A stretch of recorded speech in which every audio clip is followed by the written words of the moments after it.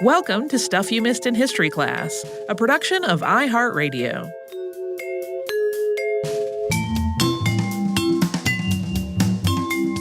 Hello and welcome to the podcast. I'm Tracy V. Wilson. And I'm Holly Fry. Today we are going to talk about England's largest and deadliest set of witch trials, which were largely influenced by one man. That was Matthew Hopkins, who was known as the Witchfinder General, although this really doesn't seem like a title that was given to him in any kind of formal or official capacity. This happened in the region of East Anglia between 1645 and 1647, so it was after the peak of witch trial activity in early modern Europe, but it was also a couple of decades before the Salem witch trials on the other side of the Atlantic Ocean. Most of the people who were put to death in these trials were poor elderly women, and some of the methods that Hopkins and other investigators were using could be classified as torture, even though torture was not supposed to be used in cases of witchcraft at that time. So this behavior on his part was so over the line to a lot of people that he earned a lot of criticism for it in his day. Yeah, I think we tend to think that, looking back, that was horrible, but everyone was on board then. No, absolutely not. These witch trials were not really about things like pagan practices or herbal medicine or fortune-telling. As a basic definition, a witch was someone who was believed to be using magic to do harm. People who were using magic for good, like curing diseases, were often called white witches or cunning folk. Aside from the fact that cunning folk were sometimes called in to help identify witches, they weren't typically part of these trials at all, unless someone found a reason to suspect them of doing harm. Yeah, I think one of the common ideas about witch trials is that somebody was practicing herbal medicine and authorities found that really threatening for some reason, and that wasn't so much the case with what was going on here. Beyond the basic idea of causing harm with witchcraft, specific beliefs about witches really varied over time and from one place to another. For example, the idea that witches made a pact with the devil was common in some parts of Europe before the 17th century, but it didn't really make its way to what's now the UK and Ireland until a little bit later. It might have been introduced by King James VI of Scotland and I of England. King James wrote about that idea in his book Demonology, which he published in 1597. That was shortly after ascending to the throne of Scotland. And the idea of making pacts with the devil and having demonic familiars was a huge part of the witch trials that we're talking about today, but really not so much in English witch trials that happened centuries before. There were also variations in exactly how different communities dealt with suspected witches. To look at England and Scotland again, both had laws against witchcraft by the 16th century. But in England, the demand for accused witches to be brought to justice tended to start with members of a community who believed that they had personally been harmed. In Scotland, that demand tended to come from the ruling elite out of a broader desire to root out witches and anything else that was contrary to God. In early modern England, witchcraft accusations tended to follow a pretty regular pattern. Given how deeply ingrained the belief in witchcraft was, it's totally possible that there were some people who actually were trying to harm their neighbors in some way. But most of the time, these accusations were false, and it was really about an interpersonal dispute. Here's an example from the trials that we're talking about today. Robert Taylor testified that Elizabeth Gooding came into his shop and asked for half a pound of cheese, which she would pay for later. He said no, because he's horrible and denied people cheese. No, that's totally not the thing. She muttered under her breath about it, came back later with the money, and bought the cheese. That night, Taylor's horse fell ill, and 4 days later that horse died, which he said was Elizabeth Gooding's doing as a payback for him refusing to help her. Elizabeth Gooding denied all of these allegations entirely. So while these kinds of interpersonal disputes could spark isolated accusations of witchcraft, they weren't usually enough on their own to set off a huge panic. When that did happen, there was typically some other larger issue going on that was causing other social or political or economic unrest. In the case of Matthew Hopkins' time as a witchfinder, that something else was the English Civil Wars. Okay, as a quick recap. The English Civil War spanned from 1642 to 1651, and they also involved Ireland and Scotland. In England, the dispute was between the monarchy and its supporters on one side, and Parliament and its supporters on the other. Charles I had ruled England without a parliament from 1629 to 1640, a period known as the Personal Rule that has come up on the show before. He only summoned a parliament when he had no other choice, but the king and parliament disagreed over a number of matters, especially whether the king or parliament should have control over the military. During the English Civil Wars, King Charles I was executed, his son Charles II was sent into exile, and at least 180,000 people were killed in battle or as a result of the war. And then on top of all of the violence and chaos and loss of life, both sides in the English Civil War used the idea of witchcraft to target the other. Royalist propaganda quoted 1 Samuel 15:23 from the Bible, which reads, "For rebellion is as the sin of witchcraft." Parliamentarians claimed that Charles I's nephew, Prince Rupert of the Rhine, was a witch and that his dog Boy was his familiar. Battlefield losses were blamed on bewitchment, and in 1643, parliamentarian forces executed a woman just before the Battle of Newbury. According to written accounts, first they examined her and they found physical evidence on her body that she was a witch.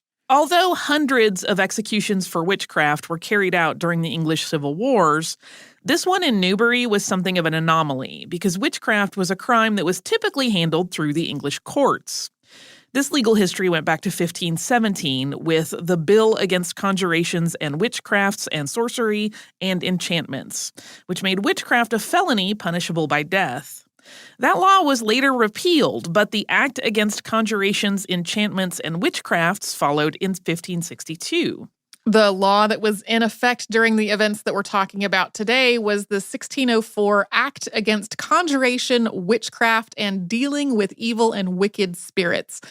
It repealed that 1562 law before going on to say, quote, "If any person or persons, after the said feast of St. Michael, the archangel next coming, shall use, practice, or exercise any invocation or conjuration of any evil and wicked spirit, or shall consult, covenant with, entertain, employ, feed, or reward any evil and wicked spirit to or for any intent or purpose, or take up any dead man, woman, or child out of his, her, or their grave, or any other place where the dead body resideth, or the skin, bone, or any other part of any dead person to be employed or used in any manner of witchcraft, sorcery, charm, or enchantment, or shall use, practice, or exercise any witchcraft, enchantment, charm, or sorcery whereby any person shall be killed, destroyed, wasted, consumed, pined, or lamed in his or her body or any part thereof."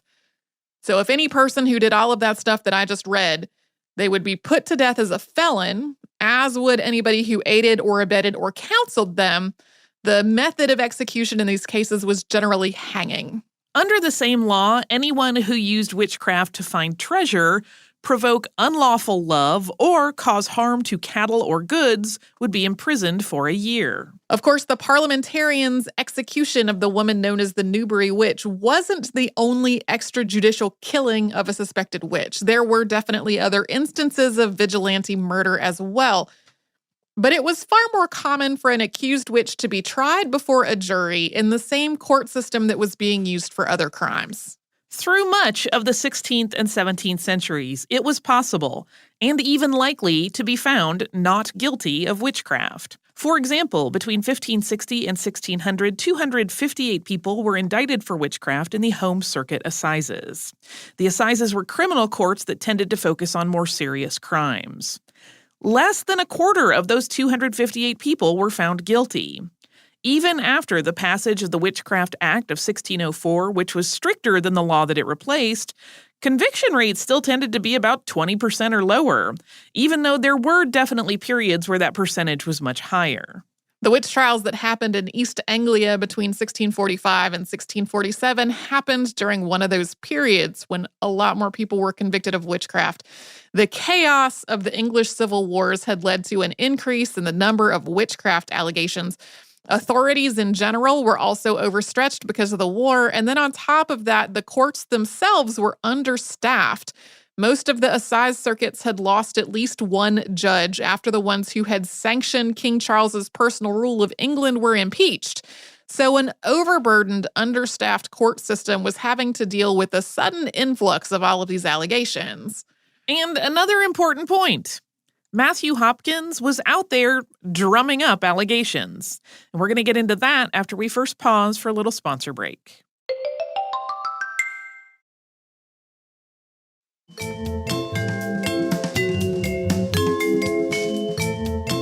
Matthew Hopkins went from relative obscurity to being the most notorious and influential figure in England's largest series of witch trials, seemingly overnight. His father was a Puritan named James Hopkins, who was vicar of Great Wenham in Suffolk, England. James took that position in 1612, which was a couple of years after he got married. James's father had been a landowner, and he inherited money from both of his parents, so the family was able to live pretty comfortably, regardless of how profitable their vicarage was, and they were able to set their children up with trusts. James Hopkins died around 1634. That's the year that his will was proved or legally accepted as the last will of the deceased. That will referenced 6 children, including Matthew and his brother Thomas. It left them in the care of his widow with instructions that they be brought up, quote, in the fear of God. This suggests that at least some of James's children were not legal adults yet when he wrote this will. Based on the timing of his marriage and death and the fact that Matthew was the 4th of 6 children, most sources estimate that he was born in 1619 or later. And then it is a mystery. Given the family's affluence, Matthew probably had a good education, but we don't really know in what. He's often described as being a lawyer, but there's no evidence that he formally studied law. Although his fixation with witchcraft clearly had some religious roots, it does not seem as though he wanted to follow in his father's footsteps into the clergy. We don't even know whether he'd really studied the literature of the day on witchcraft and the identification of witches, which there was a whole lot of. There was the Malleus Maleficarum, or the Hammer of Witches, which was written by 2 Dominicans from Germany and Austria and published around 1486. The Hammer of Witches became a standard manual for witch hunting, and there were almost 30 editions published between 1486 and 1600. We mentioned King James's Demonology earlier. That was a compendium on necromancy, sorcery, and spirits, and it might have been one of the sources for Shakespeare's Macbeth. George Gifford produced 2 books on witchcraft. They were A Discourse of the Subtle Practices of Devils by Witches and Sorcerers in 1587, and A Dialogue Concerning Witches and Witchcrafts in 1593. John Cotta published The Trial of Witchcraft in 1616 and then republished it 9 years later as The Infallible, True, and Assured Witch. Richard Bernard's A Guide to Grand Jurymen came out in 1627 and discussed methods of identifying witches as well as natural conditions, in quotation marks, that might be mistaken for witchcraft. There were, to be clear, also writers arguing that at least some of this was superstitious nonsense, including the more skeptical The Discovery of Witchcraft by Reginald Scott in 1584. As an aside, he has long been on my list as a subject for this show. I went down kind of a rabbit hole of all of these various writings on witchcraft and was like, I wish we could just do episodes on all of them because some of them are just so bizarre in their claims that they put forth. Various historians have closely read Hopkins' writing to try to find traces of these and other previous works on witchcraft. They have drawn varying conclusions on what he might or might not have been familiar with. Given his upbringing and his father's position and the really widespread belief in this type of witchcraft, it's probably something that he would have talked about at home among his family. But aside from King James's Demonology, Hopkins doesn't directly reference any of these previous works in his own writing. He instead says that his knowledge of witchcraft and how to identify witches came from his own experience.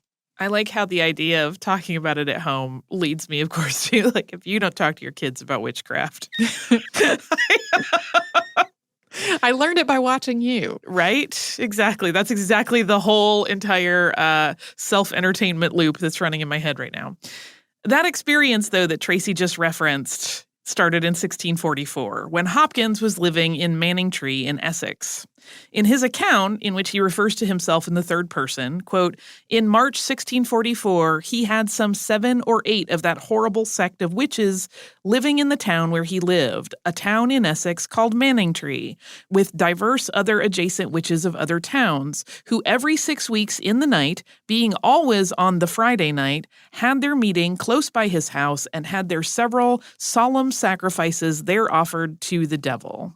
Hopkins went on to say that one night he heard one of the witches talking to her imps and telling them to go to another witch, who was then caught and searched for a devil's mark, which these witches purportedly used to feed their imp familiars. In this case, the woman who was examined had, quote, 3 teats about her, which honest women have not.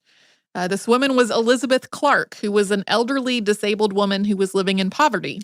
Having identified the mark, the next step to identifying a witch was to keep her awake for at least 2 or 3 days, to lure her familiars into coming to her assistance. This was known as watching the witch, and sometimes it was combined with walking, or making the accused woman stay on her feet, pacing around sometimes until she injured herself. In Hopkins' account, the familiars in this case appeared on the 4th night, and there were 10 people in the room when it happened.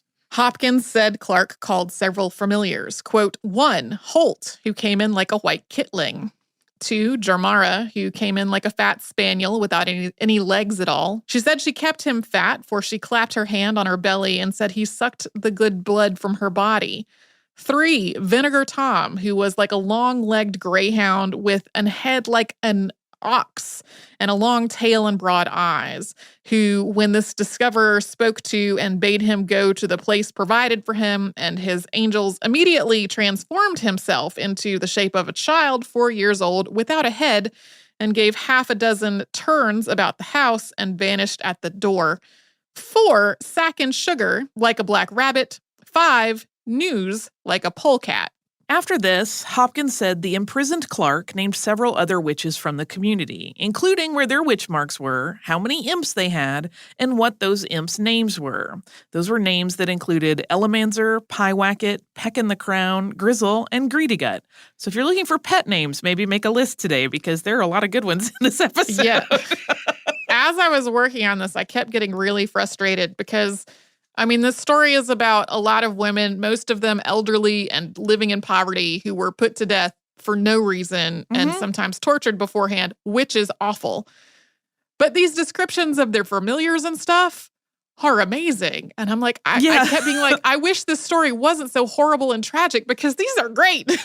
Yeah, I mean, that's always like the long-term appeal of all of these stories, right? There is something fantastical and fantasy and wonderful about them. Like, this panic made people real creative, but unfortunately it also made them jerks and treat women with just deplorable methods. Yeah. Yeah. So, like, we don't want to minimize that at all. But at the same time, Pyewacket and Peck in the Crown, like, it's fascinating.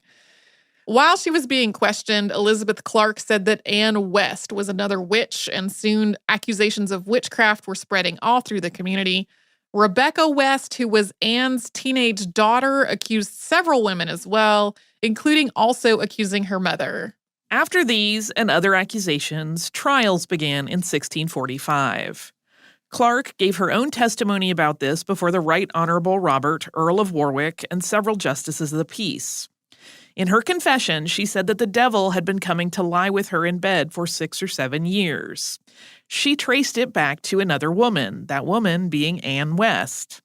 Clark had been gathering sticks in a field one day, and Anne West had seen her and felt sorry for her because she only had one leg. According to Clark, West said she would send, quote, a thing like a little kitlin that would help her and bring her provisions. In her confession, Rebecca West said that she, Anne Leach, Elizabeth Gooding, Helen Clark, and her mother had all met at Elizabeth Clark's house. They'd prayed to their familiars, and they'd planned a number of misfortunes and tragedies that had happened in the community. And she said that the devil came to them while they were there. Her confession ended with the devil having appeared to her at night and married her. A thing that we should note here. All of this testimony about the appearance of familiars in various animal forms, suckling on the bodies of the accused, sounds really bizarre. Some of this is often attributed to the nature of the questioning. If watchers kept a suspected witch awake for days at a time, she was likely to be delirious by the end of it, and it would make total sense for her sleep-deprived statements to sound absolutely unreal.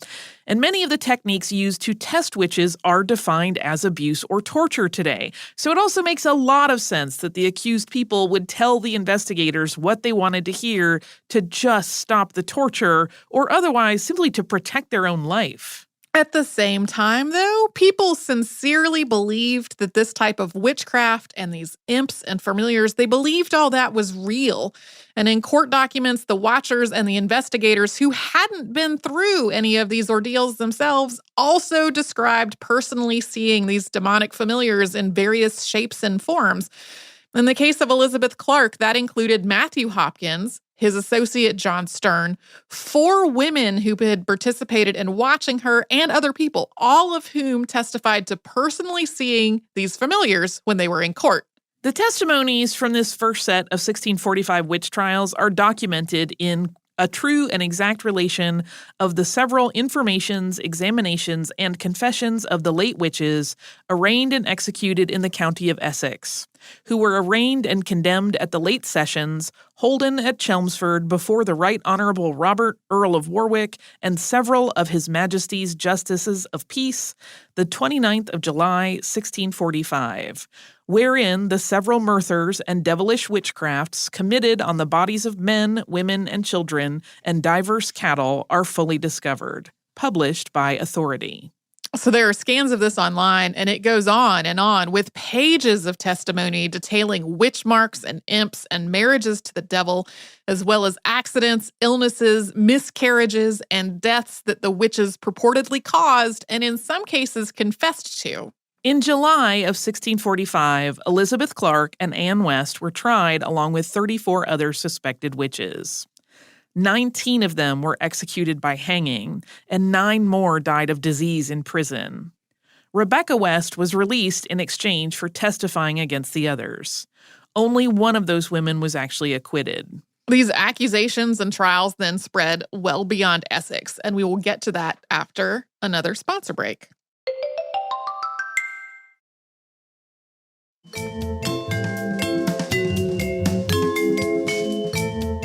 The accusations of witchcraft that were made in Manningtree were the start of a set of witch trials so widespread and so closely associated with Matthew Hopkins that it is sometimes called the Hopkins witch panic.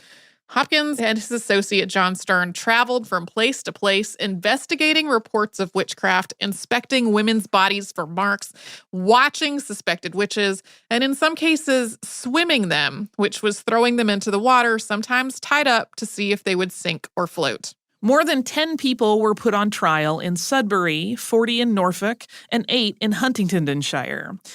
They were overwhelmingly, but not exclusively, women. The records are not always clear, but in total, at least 250 people were put on trial in East Anglia between 1645 and 1647, and more than 100 of them were executed. Some estimates double all of those numbers. The number of accusations was so big that Parliament appointed a special commission of Oyer and Terminer to hear the cases, and that followed the letter of the 1604 witchcraft law. The commission criticized Hopkins and his methods. Torture had been outlawed in the questioning of witches, so they thought some of what he was doing was unacceptable. Although the most questionable cases were thrown out, most of the accused were again found guilty. Although Hopkins and Stern maintained that they only went to places where they had been invited by concerned people in the community, the people in those towns were not universally welcoming, even apart from the people being accused of witchcraft. The witchfinders were paid for their work, and paid well, so people accused them of making up allegations for money. Hopkins' total pay has been estimated at £1,000 when the average person at the time was making pennies per day. Hopkins and Stern were criticized for what they were doing almost from the very beginning when they started doing it, possibly even criticized from Parliament. One of Hopkins' biggest individual critics was Puritan rector John Gall, who was something of a skeptic when it came to witchcraft.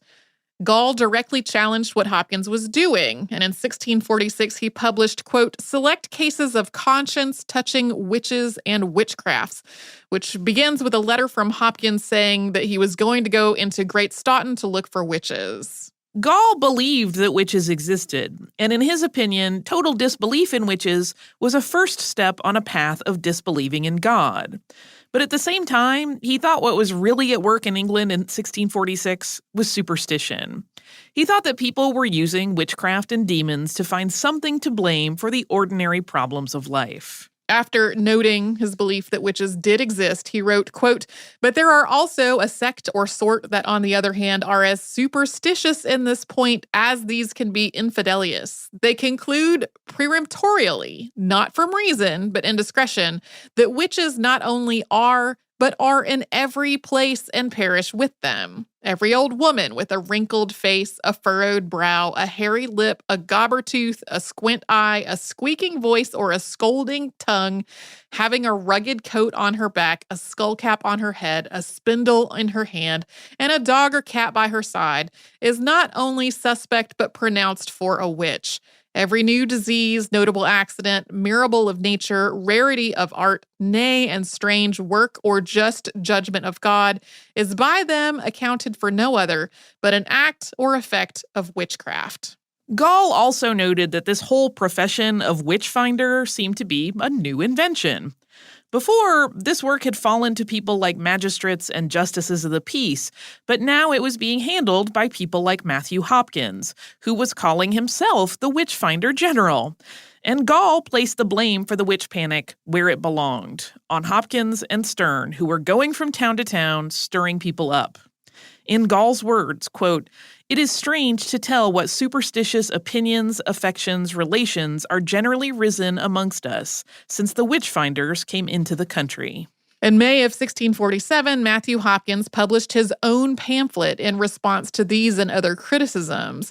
It was called, quote, The Discovery of Witches, in answer to several queries lately delivered to the judges of the assize for the county of Norfolk, and now published by Matthew Hopkins, Witchfinder, for the benefit of the whole kingdom. Hopkins framed his defense as a series of answers to 14 queries he had purportedly been asked, although some of the queries are really statements rather than questions. The first is that he must be a witch, sorcerer, and wizard himself, otherwise he could not have done what he was doing. The second is that if he wasn't a witch himself, that he had met with the devil and stolen a book containing the names of all the witches in England. So he was doing this work with the help of the devil. He responds to the first of these statements with, quote, If Satan's kingdom be divided against itself, how shall it stand? That's his whole answer. He responds to the second by basically saying that if he did steal the devil's book, wasn't that something that he should be commended for rather than judged? It's also in the earlier queries that Hopkins says his knowledge of witchcraft came from his own experience, which he describes as, quote, Yet the surest and safest way to judge by.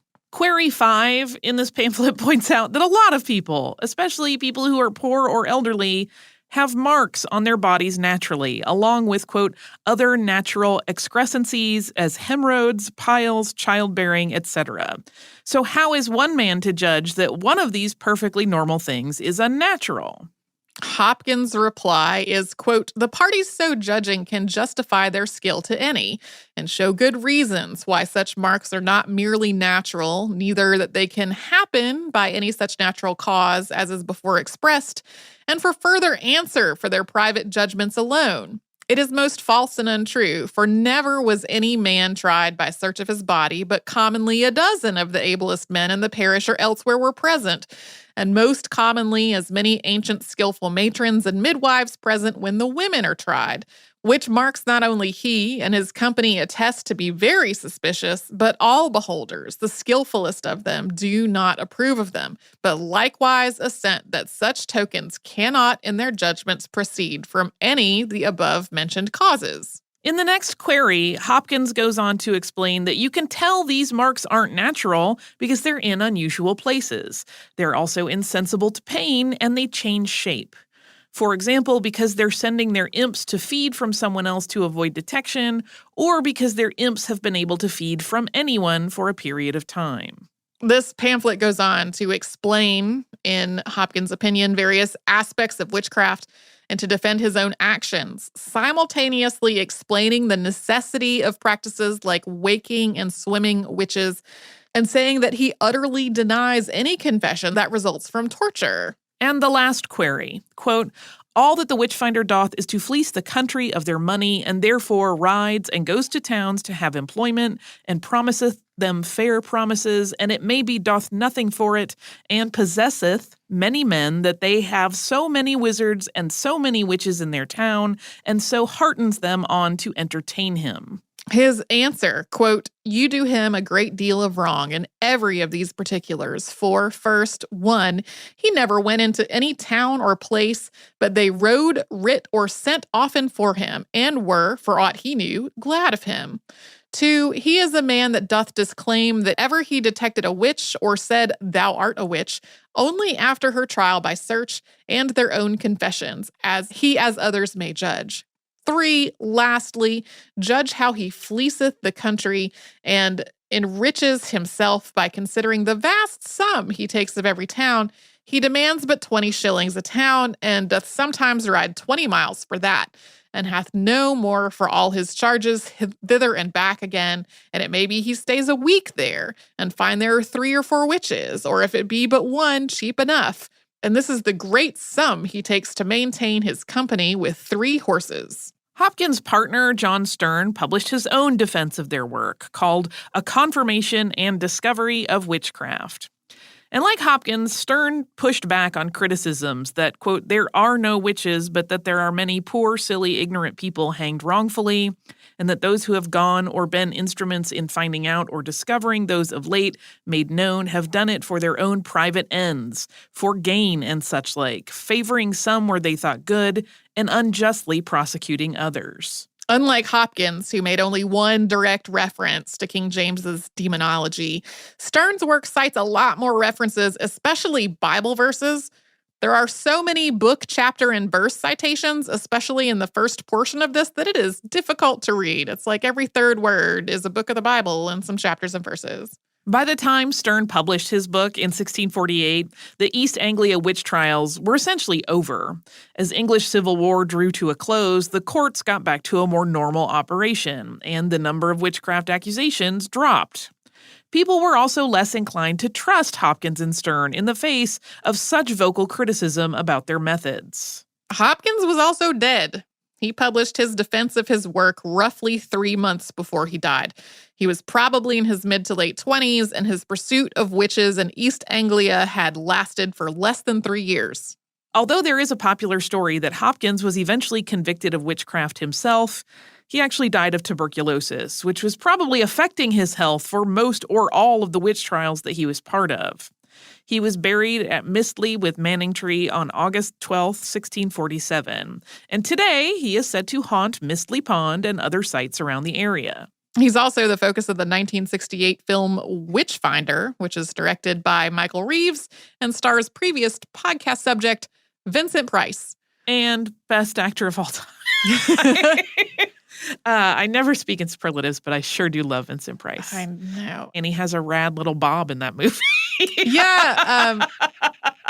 Holly and I had a conversation before this whole outline was even done, really, about how I'm so used to seeing Vincent Price clean shaven or with a beard that seems to denote I am evil, like a little very pointy beard, that for when I watched the trailer to this film, Witchfinder, at first I did not recognize him. Like his face is there in the thumbnail. And I'm like, oh, I wonder what character he played. Oh, it's that one. As soon as he started talking, I, of course, immediately knew who it was. This whole story, we talked earlier about like this incongruity between how tragic and terrible it is and how bizarre and fantastic all the testimony from the trial is. But the thing that I just find the most terrifying about it is that basically this guy kind of showed up out of nowhere at age 20-something, and not single-handedly. There was other stuff going on, but he definitely was the instigator in these trials all across East Anglia that went on for roughly 3 years, and then he died with not really any experience that anybody knows of besides his own opinion about who was a witch. Yeah, it's interesting because it's one of those things where, I mean, I certainly joked in this episode about all the great names for pets, but like when you think about one person on this weird quest to do this thing and how many lives he completely obliterated in the course of it, it becomes very sobering and dismaying. Well, and we've for sure talked about figures on the podcast before who single-handedly had just terrible consequences. And a lot of time that was a person who was already in a position of power, not the relatively well-off son of a vicar who didn't seem to have any other notable background to put him in that level of authority besides his own authority that he decided to keep up for himself.